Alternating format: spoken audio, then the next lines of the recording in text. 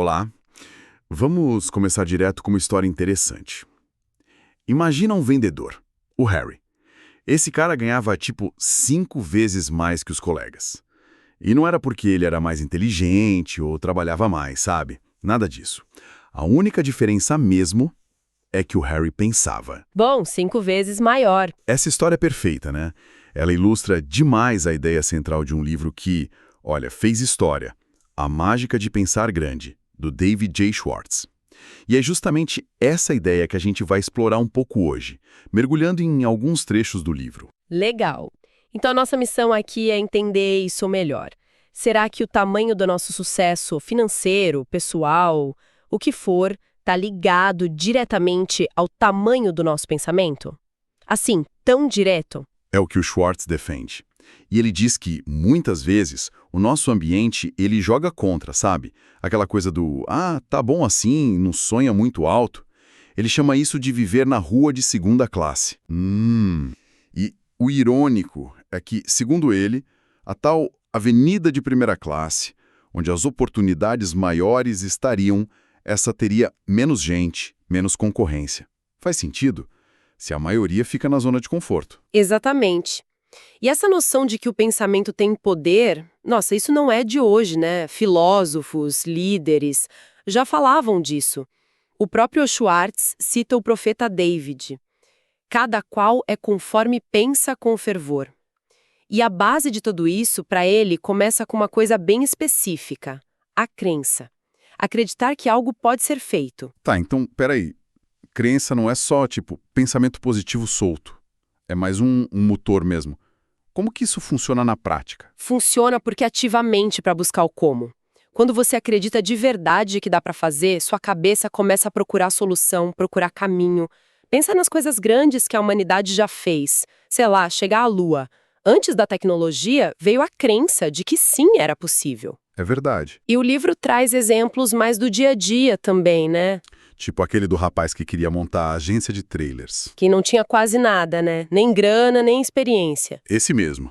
Todo mundo falando que era loucura, mas a fé que ele tinha naquilo era tão forte e tão contagiante que ele não só achou investidor, como convenceu um fabricante a adiantar produtos sem pagamento na hora. A crença dele passou confiança para os outros, entende? É quase magnético. Entendi. E o contrário também vale, né? A descrença, aquela atitude de, vou tentar, mas sei não. Isso é quase uma receita para o fracasso, né? O livro fala que a mente que duvida, ela fica procurando motivo para confirmar a dúvida. É por isso que quem falha muitas vezes fala, eu já sabia ou não estava botando muita fé. A crença ou a falta dela é tipo um termostato. Regula o nível do que a gente acha que merece ou consegue alcançar. Se você acha que vale pouco, você acaba buscando, mesmo sem querer, situações que confirmem isso. É complicado. Isso me lembra das desculpas que a gente vive dando. O livro tem até um nome para isso, né? Desculpite. Achei engraçado e um pouco assustador. Parece doença mesmo. É uma analogia forte, mas faz pensar, né? Desculpite, a doença do fracasso. Basicamente, a mania de usar desculpa para justificar a falta de progresso. E o Schwartz notou uma coisa: quanto mais sucesso a pessoa tem, menos desculpa ela dá. Já quem está ali patinando, geralmente tem um monte delas na ponta da língua. É verdade. A gente vê isso. Pense em gente que fez história. Roosevelt com a polio, Truman sem diploma universitário. Eles podiam ter usado desculpas, né? Saúde, origem, falta de estudo, mas não usaram. E como que essa doença pega na gente? Como ela começa? Geralmente a pessoa escolhe uma desculpa preferida, sabe? Minha saúde não deixa. Ou não sou inteligente para isso. Já tô velho demais. Nunca tive sorte. Aí ela se agarra naquilo, de tanto repetir, vira uma crença lá no fundo, no subconsciente, que vai minando a vontade de agir. Caramba! Por isso, a primeira dica do livro é: se vacine contra a desculpite.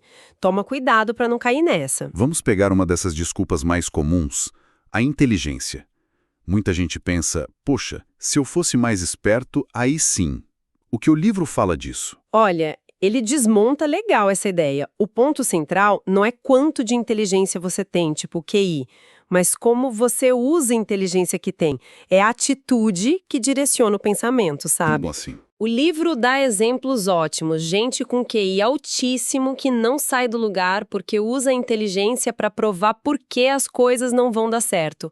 Ou que tem uma atitude tão negativa que espanta as oportunidades. Lembro de um caso que ele cita, um diretor, acho que Phil Fay, que nem era o mais brilhante tecnicamente, mas era chamado de engenheiro de homens. Esse mesmo. Ganhava bem mais que gente tecnicamente melhor que ele. Por quê? Porque tinha atitude positiva, entusiasmo, sabia lidar com gente, motivar. Tem até uma pesquisa com vendedores de seguros no livro, Ah, sim. mostrando que QI e sucesso em vendas não tinham muita correlação. A diferença estava na atitude. Mais entusiasmo, gostar de gente, ser mais positivo. Conhecimento é importante, claro, mas é um poder potencial. Só vira poder de verdade se for usado de forma construtiva. Faz todo sentido. E qual seria a cura, então, para essa desculpite da inteligência? O livro sugere 3 coisas, basicamente. Primeiro, nunca se diminua intelectualmente, nem idolatre inteligência alheia. Foca nos seus pontos fortes. Segundo, lembra sempre que a atitude conta mais que a inteligência pura. Usa sua mente para achar solução, não para listar problema. E a terceira? Terceiro, valoriza mais a capacidade de pensar, de resolver, de criar, do que só de memorizar fatos. Usa a mente para construir. Ok. Superamos as desculpas. Mas aí vem outro problemão. O medo. Medo de errar, medo de tentar algo novo, medo do julgamento. Como é que a gente constrói a confiança para pensar grande de verdade? Aí o livro traz uma ideia que eu acho poderosíssima. Ação cura o medo. Simples assim. A indecisão, ficar adiando, isso alimenta o medo. Mas a ação, mesmo que pequena, ela funciona como um antídoto. Mas isso vai contra o que a gente costuma fazer, né? Esperar o medo passar para agir? Exato. Mas o Schwartz inverte. Ele conta o caso de um comprador que estava morrendo de medo de ser demitido. As vendas dele estavam caindo, ele estava paralisado. O conselho foi: age. Vai lá, tenta melhorar as vendas, fala com o chefe, começa a procurar outra coisa. Só o fato dele começar a agir, mesmo com medo, quebrou aquele ciclo. Ele recuperou a confiança, a situação mudou. Então o método é: identifica o medo e faz alguma coisa a respeito. Isso. Isola o medo específico e toma uma atitude concreta relacionada a ele, mesmo que seja pequena.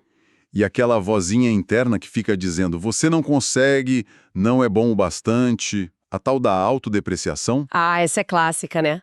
Talvez a fraqueza mais comum. O livro tem um exercício legal para isso. Faz uma lista das suas 5 maiores qualidades ou habilidades. Aí pensa em 3 pessoas que você admira, que tiveram sucesso. É bem provável que elas tenham chegado lá sem ter todas essas suas qualidades tão afiadas. Interessante. Para a gente se valorizar mais. Exato, ajuda a gente a ver que, na maioria das vezes, a gente vale mais do que pensa. Gostei também da metáfora que ele usa da fábrica mental, com os 2 gerentes, o senhor triunfo e o senhor derrota. É uma imagem forte, né? Ajuda a visualizar. Nossa mente está lá produzindo pensamento o tempo todo. E tem esses 2 capatazes. O senhor triunfo, que produz pensamento positivo, de capacidade, vai dar certo, você consegue. E o senhor derrota, o oposto, focado no negativo. E vai dar errado, nem tenta. E a gente que escolhe quem comanda. Basicamente.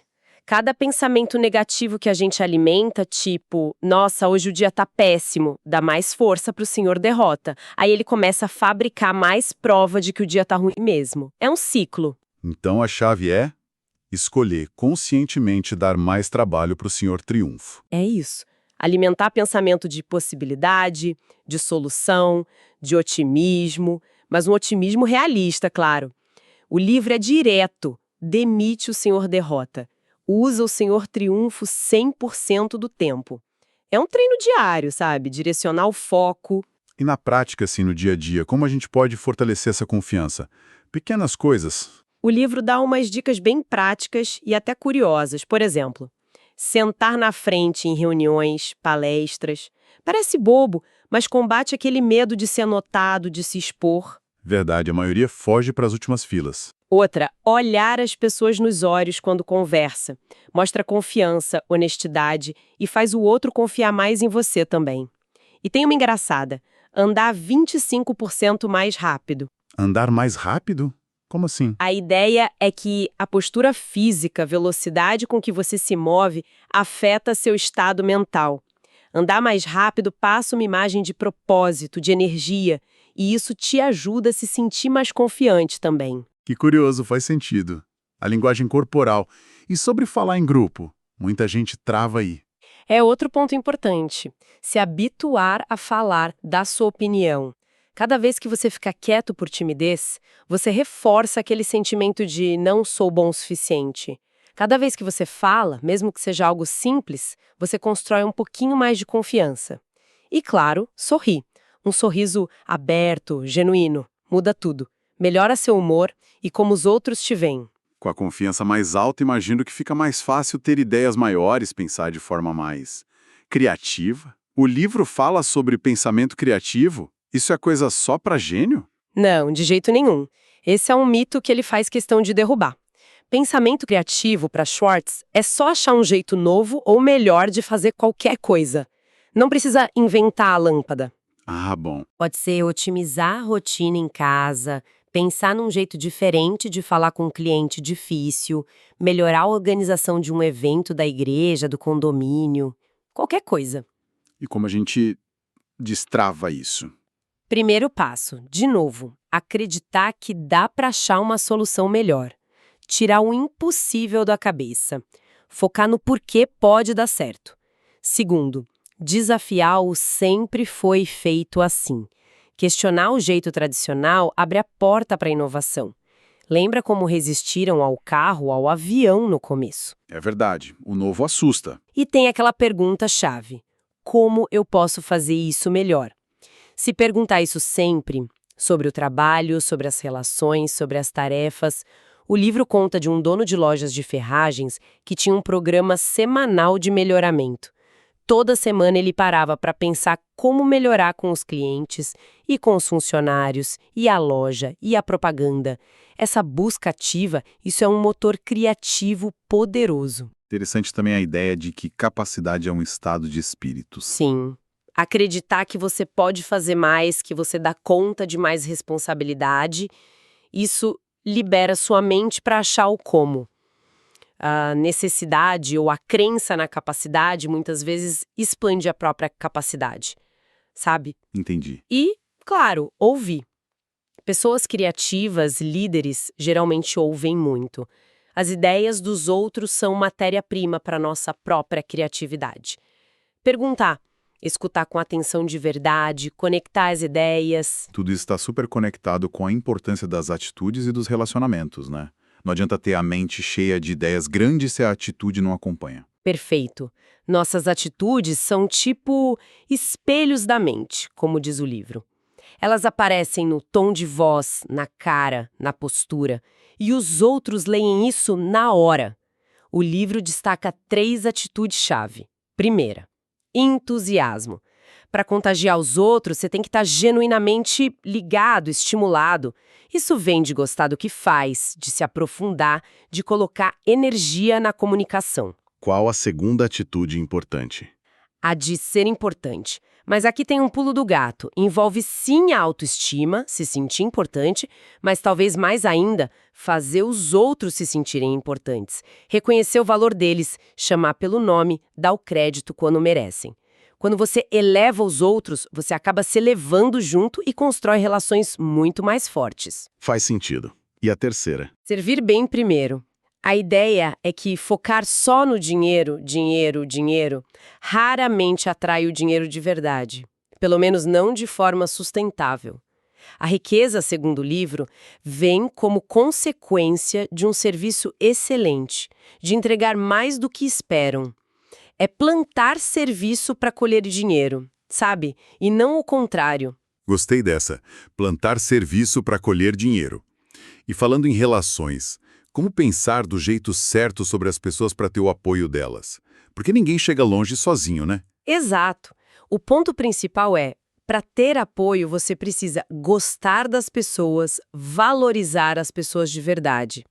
Isso significa ser tolerante com as diferenças, não querer mudar todo mundo e focar no positivo. O livro chama isso de usar o canal P. Canal P. Canal positivo. Mesmo com gente difícil, procurar ativamente as qualidades, o lado bom, em vez de ficar remoendo os defeitos, que seria o canal N, o negativo. Evitar que a fofoca, por exemplo, te sintonize no canal N de alguém. Essa mudança de foco parece crucial mesmo. E tratar os outros como a gente gostaria de ser tratado, sabe? Ouvir mais, falar menos, ser gentil. São coisas que não só abrem portas, mas fazem bem pra gente por dentro. E isso reflete no nosso trabalho, em tudo. Ok. Então a gente falou de crença, de superar desculpas e medos, de pensar criativamente e de ter a atitude certa, mas tudo isso precisa levar a algum lugar, né? Precisa de... Ação. Exatamente. Pensar grande é o começo, fundamental. Mas sem ação, fica só no mundo das ideias. O livro até diferencia os ativacionistas, aqueles que fazem, dos passivistas, os que ficam esperando, adiando. A ação não só traz resultado, mas, como a gente viu, ela também gera confiança e vai curando o medo. E tem um ponto importante aí, não esperar tudo ficar perfeito para começar, né? Nossa, fundamental. As condições ideais, elas nunca chegam. Nunca. Tem que começar onde você tá, com o que você tem, agora. E a iniciativa? Aquela coisa de fazer o que precisa sem ninguém mandar. Essencial. Especialmente para quem quer crescer, liderar. Ser proativo, sabe? Ver um problema e já pensar na solução, se oferecer para ajudar, para puxar um projeto. Isso mostra que você tem capacidade, tem ambição. E quando as coisas dão errado? Aí entra a persistência. Mas não é só insistir teimosamente, né? Não, de jeito nenhum. É uma persistência inteligente. É olhar para o que deu errado, aprender com aquilo, ter coragem de ver onde você pode melhorar e, se precisar mudar o jeito de fazer, tentar outra abordagem, mas sem desistir do objetivo final. É achar a lição ou o lado bom até na dificuldade. E para dar direção para toda essa energia, para essa ação, para essa persistência, entram os objetivos claros. Exatamente. Sem um destino, qualquer vento serve, né? É preciso ter uma visão clara de onde se quer chegar. Na carreira, na vida pessoal, na comunidade. Ter um plano, mesmo que seja flexível, para daqui a alguns anos. Isso funciona como um GPS. Até o subconsciente começa a trabalhar para te levar naquela direção, ajudando nas escolhas do dia a dia. E claro, continuar aprendendo sempre. Sempre. Investir em si mesmo. Educação formal e informal, ler, conversar com gente interessante, buscar fontes de ideias. Isso mantém a mente afiada e aberta para pensar cada vez maior. Bom, então, recapitulando essa nossa conversa sobre a mágica de pensar grande, fica muito claro, né? A ideia de que o tamanho do nosso pensamento age mesmo como um controle do nosso sucesso. Começa com aquela crença de que é possível. Sim. Passa por derrubar as barreiras das desculpas, dos medos, principalmente agindo. E se expande com a criatividade, com atitudes positivas e sabendo para onde a gente quer ir. Exatamente. Não é mágica de varinha de condão, né? Mas é a mágica do poder que uma mudança de mentalidade tem sobre o que a gente faz e, no fim das contas, sobre os resultados que a gente colhe. O jeito que a gente escolhe pensar hoje está moldando o futuro que a gente vai ter. O pensamento guia a ação e a ação cria a nossa realidade. É uma ideia muito forte para a gente levar dessa conversa. Sem dúvida. E fica aqui uma última provocação inspirada no livro para quem está ouvindo a gente. Se os seus pensamentos mais comuns dos últimos dias fossem, sei lá, transmitidos numa tela para todo mundo ver, que tipo de pessoa eles descreveriam?